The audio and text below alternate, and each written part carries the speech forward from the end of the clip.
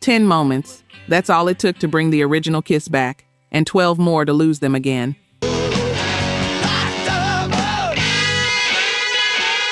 You know the 1996 photo, 4 men, full makeup, the world losing its mind.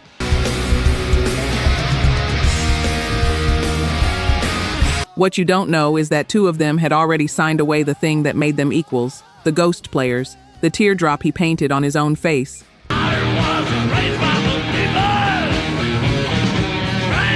10 February 28, 1996.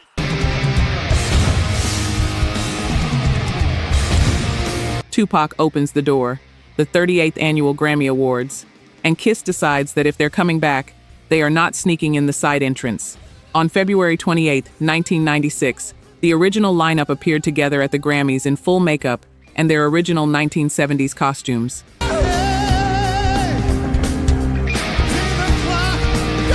It was the first time those 4 had stood together in public in 17 years. 17 years. There were people watching that broadcast live who'd been in elementary school the last time it happened. There were people watching who'd given up on it entirely.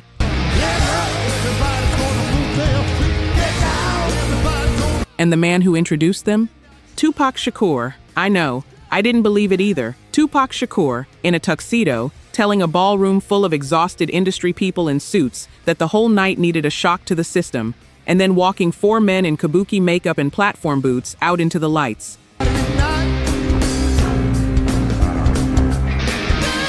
Seven months later, Tupac was gone. In that clip, him grinning while the demon and the spaceman come striding out is one of the strangest, most accidentally beautiful moments in the history of music television. 2 completely different worlds touching for about 90 seconds and then never touching again.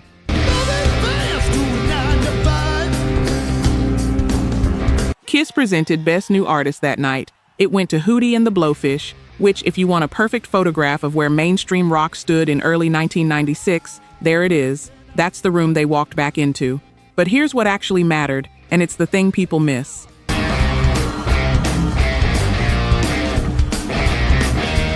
The Grammys weren't a concert. Nobody played a note. There was no song, no set, no proof of anything. It was purely visual. 4 silhouettes the entire planet recognized on sight, standing still. That's how much equity was loaded into that image.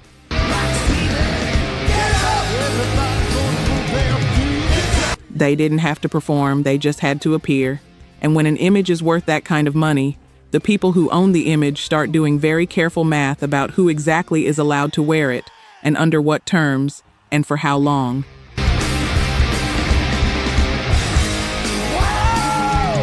Now they were selling, and it wasn't music. It was a correction. It was rock and roll going, and I'll give them this. The myth was gorgeous. It's still gorgeous. The numbers, only 9% of you are actually subscribed. Honestly, that's tough to see. Our team spends days hunting down archives and verifying every single fact just to tell these stories right. If you've made it this far into the video, you're clearly part of the community, so please hit subscribe. It costs nothing and helps us immensely. Now, for those already subscribed, very few of you have made the jump to our membership, and that's a hard pill to swallow because you're the ones who know our value best. If this channel has moved you or inspired you, consider joining. It's the price of 1 coffee, but it's the literal fuel for this channel. Let's keep this alive together. Back to the story. June 28, 1996, Detroit, and the biggest year they ever had. Oh, Beth, what can I do? Before the real thing, there's a dress rehearsal. June 15, 1996, Irvine, California, an hour-long set at the Croc Weenie Roast, during which the band very nearly set the stage of the amphitheater on fire. Of course they did. I think I hear them calling. 16 years off the road, and the first thing they do is almost burn the building down. Some instincts don't rust. Then Detroit, June 28, 1996, Tiger Stadium, a sold-out crowd of 39,867 people, watching the original lineup of Kiss play a full concert for the first time in over 16 years. And I'll be right home to you. Detroit. Naturally, it was Detroit, the city that took this band in before anybody else in America would return their calls. And if you were in that stadium, and a lot of you were, I know you're out there. I don't need to describe the sound when the lights dropped. You've tried to explain it to somebody who wasn't there. You probably gave up halfway through the sentence. Some things don't survive translation. Then the numbers start landing, and they're almost comical.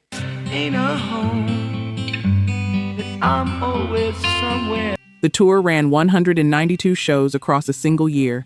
It earned $43.6 million. It made Kiss the top-drawing concert act of 1996.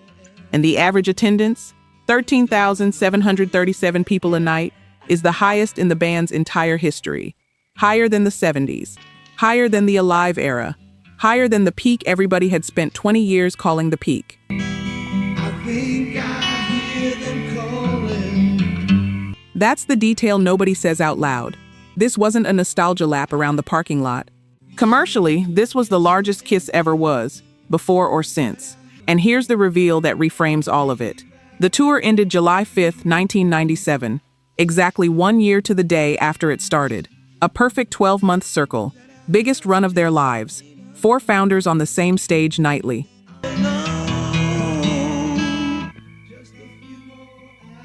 The world had formally forgiven everybody for everything. They had 1 full year in that state of grace, and they were already coming apart underneath it.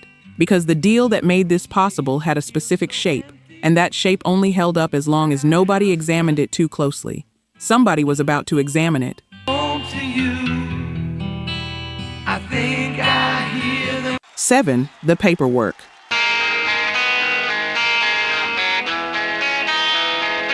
This is where the fairy tale stops and the accounting starts. When Ace and Peter came back in 1996, they did not come back as owners of Kiss. They came back as hired help. When Chris left the first time, in 1980, he left as an equal partner in the band. When he returned for the reunion in 1996, it wasn't as a full member. It was as a paid sideman, a salary, a term, a renewal date sitting in a drawer.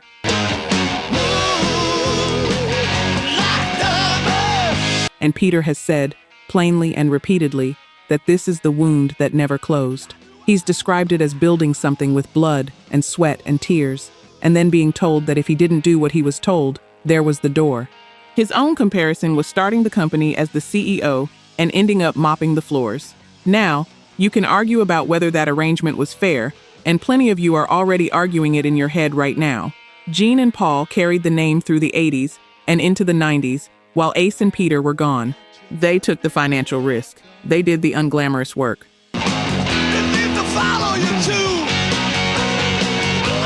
There's a real case there, and I'm not going to insult you by pretending it's stupid, because it isn't. But here's what a contract does, that a handshake never does. A contract expires. And every single thing you're about to hear, every rupture, every replacement, every quiet disappearance, happens because 2 of the 4 founders of this band were on renewable terms.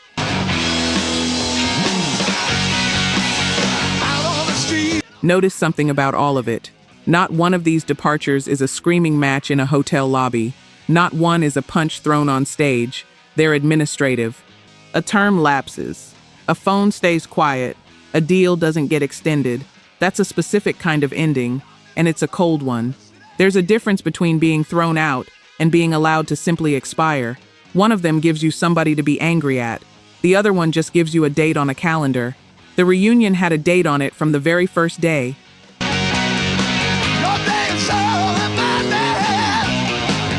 1998, the reunion album, The Reunion wasn't on.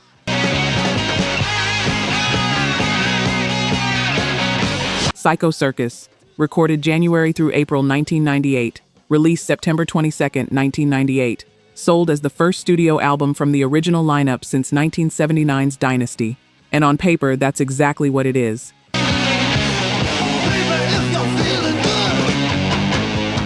4 names on the cover, 4 faces in the artwork. Here's what was actually happening inside those sessions. According to engineer Mike Plotnikoff, the reason Ace and Peter barely played on that record came down to a call made by producer Bruce Fairbairn. Gene and Paul wanted the original band on the album, but after Fairbairn heard Ace and Peter play in pre-production, he decided they weren't going to cut it for the record he had in his head, so they brought in ringers. Quietly, Kevin Valentine plays drums on every track but one.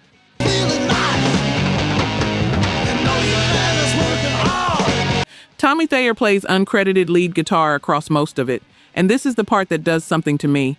The same Tommy Thayer who had been hired to help Ace relearn his own original guitar parts for the reunion tour. The guy who taught Ace how to play Ace is now playing Ace on the Ace record. And Bruce Kulick, the man who stepped aside so this reunion could even happen, gets called back in to patch holes.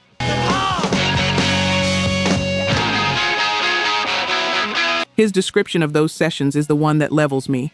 He says he never saw Ace or Peter at all. It was just Gene and Paul, the reunion album, and the reunion wasn't in the room.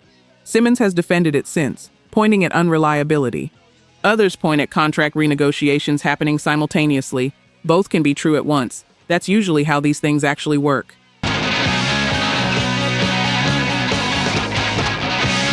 And the market did not care one bit. Psycho Circus debuted at number 3 on the Billboard 200, moved 110,000 copies its first week, and was certified gold on October 22, 1998. Their first top 10 album since 1993, so the machine worked perfectly. And in working, it proved something nobody could ever unprove. Kiss could make a Kiss record without 2 of its founders playing on it. Once you know that, everything after is just scheduling.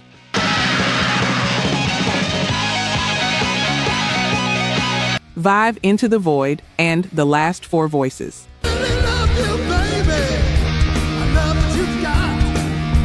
Two songs on that album carry this entire story. Let me hand them to you. The first is Into the Void. Ace wrote it with Carl Cochran, and it is the only track on the whole record where all 4 original members actually play together.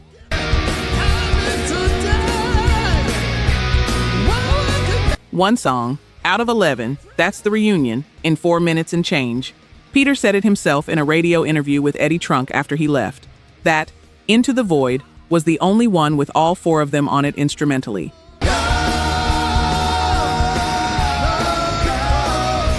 He wasn't guessing, he was there. Or rather, on the other 10, he wasn't. The second song is where it stops being a business story and starts being something else.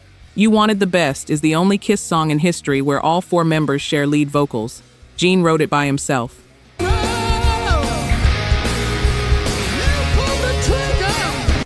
It came out as a single on November 23, 1998, and it reached number 22 on the Billboard Mainstream Rock chart.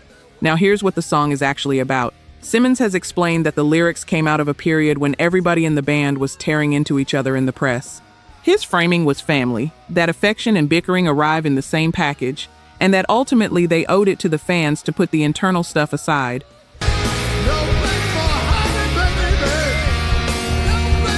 So the last thing the original lineup of Kiss ever recorded together is a song about them not getting along. 4 voices, trading lines, about the fighting. And that recording is the final one to feature the original lineup, and the only one where all 4 of them sing lead. Nobody planned that. Nobody sat in a control room and said, let's make The Last Artifact a group therapy session over a rock riff.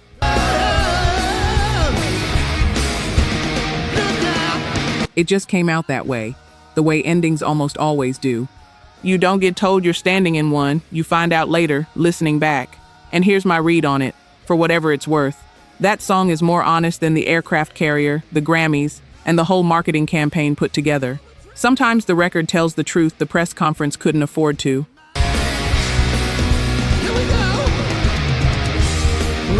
4 October 7, 2000, The Teardrop.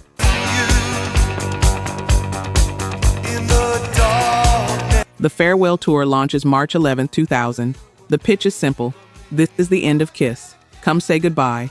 And somewhere in the middle of that goodbye, Peter Criss finds out something that ends it for him personally.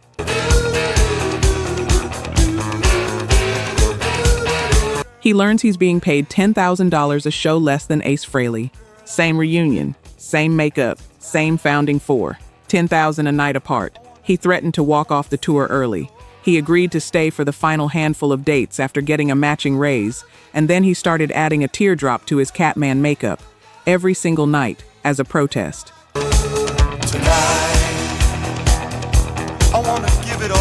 Think about what that actually is. A man in his mid-50s putting a symbol of grievance on his own face and taking it in front of 20,000 people who have absolutely no idea what they're looking at. Every night, for weeks. A private message broadcast to a stadium in a language only he spoke.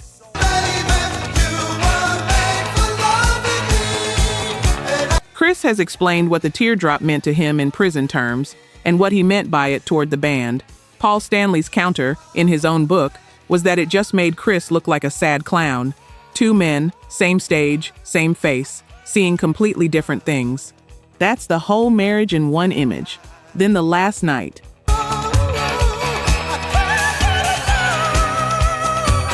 Chris effectively left after the North Charleston show in October 2000. His reunion contract had run out, and the two sides couldn't reach terms. He ended that show by destroying his drum set. October 7th, 2000.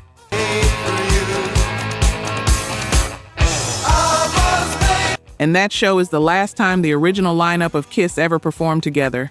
No farewell, no announcement. The public wasn't told at the time. 20-odd thousand people drove home that night, assuming they'd catch them again on the next run. Eric Singer took the drum stool for the Japan and Australia legs.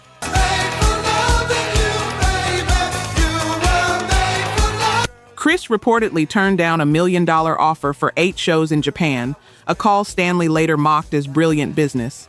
And if you've ever walked away from something you built while you were still furious, then found out later that the furious night was the last night, you know there's no repairing that. You don't get to go back and be calm.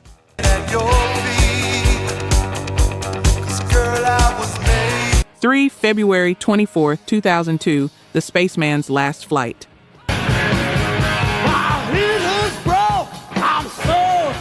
Ace lasted a little longer than Peter, not much. The farewell tour wrapped on April 13, 2001, and Frehley left afterward to concentrate on his solo career. That should be where it ends. Clean enough. It isn't, because there's one more, and it's a strange one.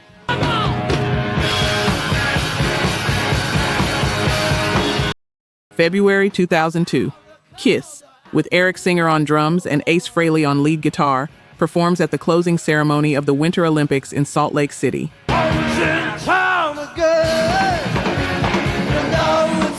February 24th, 2002.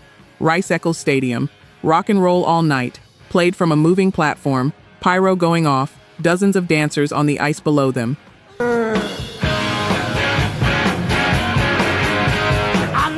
And that's it. That performance was Ace Frehley's final one as a member of Kiss. Stay with the framing here, because it's genuinely surreal. The last time the Spaceman ever played a note in this band, he was doing it at the Olympics. Not a hometown show, not a farewell announced as a farewell.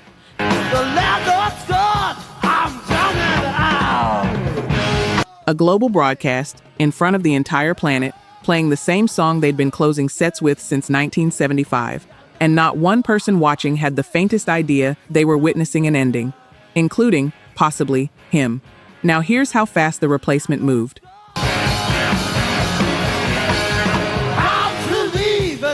On March 6, 2002, 10 days later, Kiss played a private show at a resort in Jamaica. Frehley, no longer under contract, wasn't there. Tommy Thayer took his place, wearing Frehley's spaceman makeup and costume, for his first live appearance with the band, 10 days. From the Olympics to the understudy in the suit.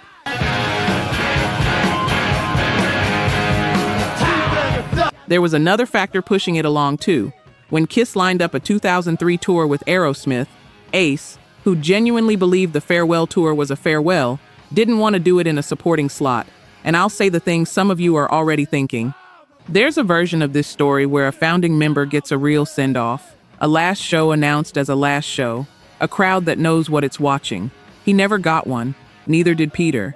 And to me, that's the actual loss in all of this. Not that they left, but that nobody was ever permitted to say goodbye to them properly.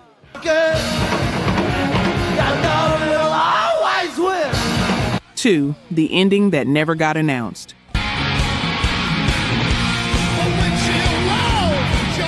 Peter comes back one more time, and almost nobody remembers it, which is somehow the most fitting detail in this entire story. He returns for a third and final stint in late 2002, playing the World Domination Tour in 2003, alongside Aerosmith, with Tommy Thayer now standing beside him in the spaceman makeup.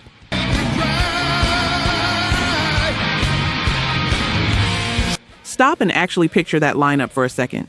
Gene, Paul, Peter Criss in his own Catman makeup, and a hired guitarist in Ace's face, which is precisely the arrangement Peter would spend the next 20 years objecting to, with himself standing right in the middle of it, night after night.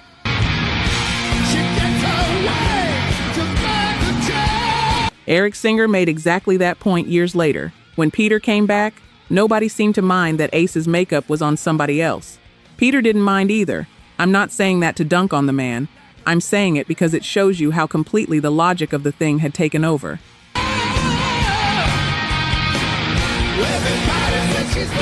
By 2003, the characters had stopped belonging to people. They belonged to the show. Then the ending. Except it isn't an ending. It's a lapse. Chris's last show was December 20th, 2003.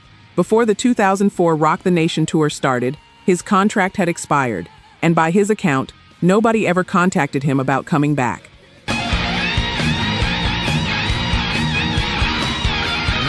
From the band's side, Simmons and Stanley simply chose not to renew when the term ran out in 2004, and Eric Singer returned.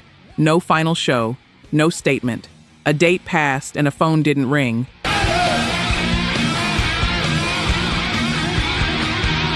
And there's a detail Peter tells about the morning after that last run that I can't shake loose. He says the others flew home on the private jet, and he'd been booked on a commercial flight at 7 in the morning. His wife ended up chartering him a plane home to New Jersey herself. That's how the original drummer of Kiss left Kiss, sitting in a terminal. Singer stayed in the Catman makeup. Thayer stayed in the Spaceman makeup. That became the longest-running lineup in the band's history. Chris's position never softened. He calls himself the original Catman and says there'll never be another one. Stanley has said since that Chris and Fraley sold the rights to those makeup designs, so the faces stayed on the road. The men didn't.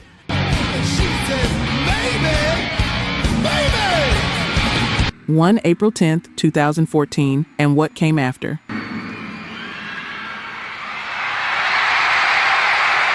April 10th, 2014, New York City, the Rock and Roll Hall of Fame induction ceremony. Tom Morello does the honors. All four of them are in the room. Gene, Paul, Ace, Peter, and they don't play a single note.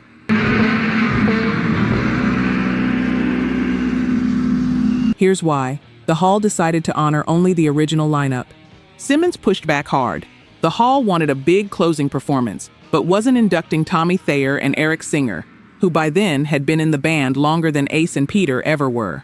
Days before, Ace called into Eddie Trunk's show to say Gene and Paul had shot down any original four reunion.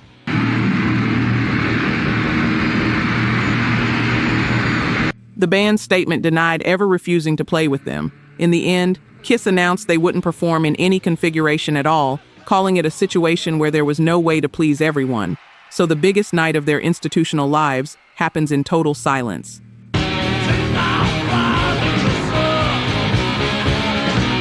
They did stand at the microphone together. Chris said that in makeup or out of it, he'd always be the Catman, and that you have to forgive in order to live. Stanley told the room that for the fans, this was vindication. Then everybody went home. And here's the part I wasn't ready for that night in 2014, was the last time all four of them ever publicly appeared together.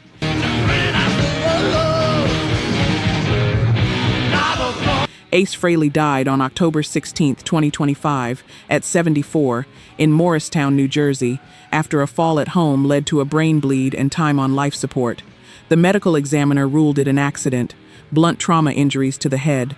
His last concert had been September 5, 2025, at the Uptown Theater in Providence, Rhode Island. A private memorial was held on October 21st. Around 75 people, mostly musicians who'd played with him, family, close friends, and all three surviving founders, Gene Simmons, Paul Stanley, Peter Criss.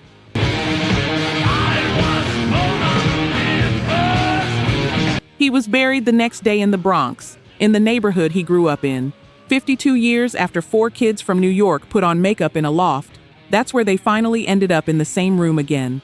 Not a stage, not the Hall of Fame, not the Olympics, a funeral in the Bronx.